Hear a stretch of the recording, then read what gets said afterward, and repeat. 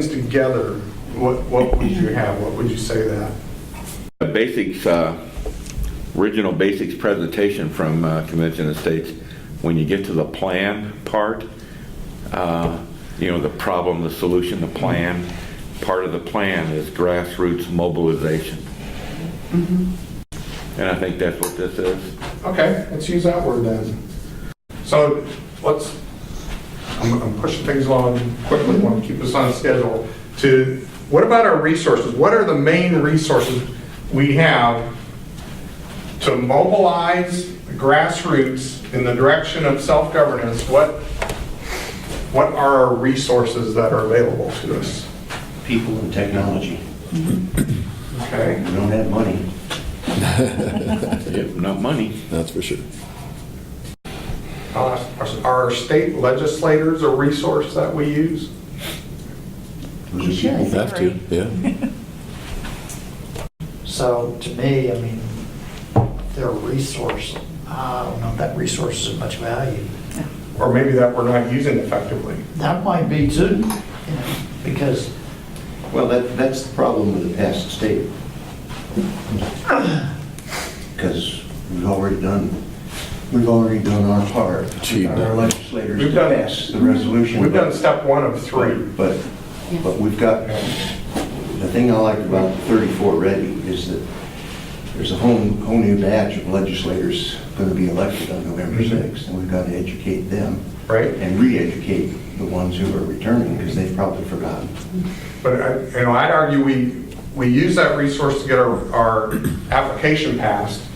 Now we have to use that resource to get a proper commissioner selection and Yeah. instruction bill. Yeah, yeah.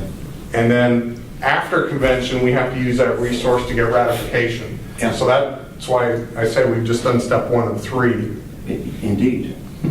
so what are the chances we can turn legislators into activists? I actually spoke with very my good. legislators about how to engage them sometimes, and I'll share that with you now if you want, but I mentioned them like in the off years when they're not running for election, partnering with them to host a town hall meeting during the session when their staff is free to help get the word out and do some mailings with, that they would pay for.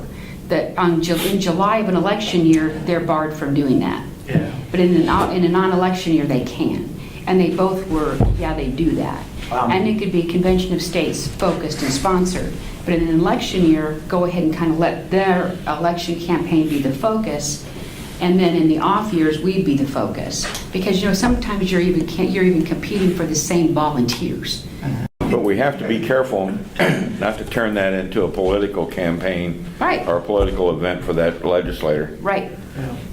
But they love to host town hall meetings. Absolutely, If you can get them yeah. to focus a town hall, at least Yep. one of the Right. primary topics being Convention of States. Right. If particularly if there's some kind of legislation pending that ties into self-governance, then Yeah. you've got a winner. Absolutely, yeah, I think that's a great idea. Okay, so the way I've summarized that, I changed people to volunteers, because, you know, we have to get people willing to volunteer for it. And that also specifies we don't have any money, right? Because we got to get them to volunteer. Technology and legislators are the resources that we can bring together. So if we're going to mobilize our grassroots to be passionate about focus on self-governance, and the resources we're going to use are our volunteers and our legislators and technology, what does that give you as maybe what we need to really focus on?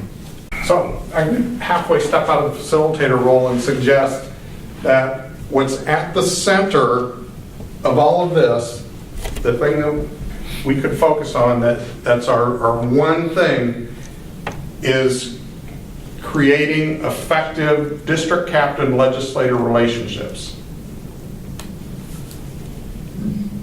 If we put all our efforts to that, then we can argue for self-governance.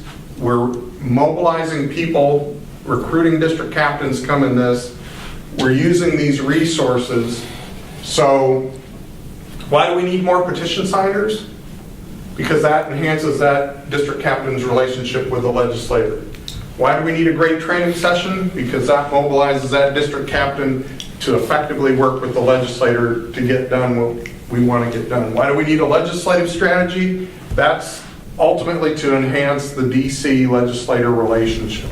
Does it make sense that at a very foundational level, everybody in the Convention of States, Indiana, who's volunteering, all of us in this room, region captains, district captains, grassroots coordinators, everybody should be thinking, what can I do today to help support and strengthen district captain legislator relationships? And if I'm doing something that does that, I'm moving us towards success.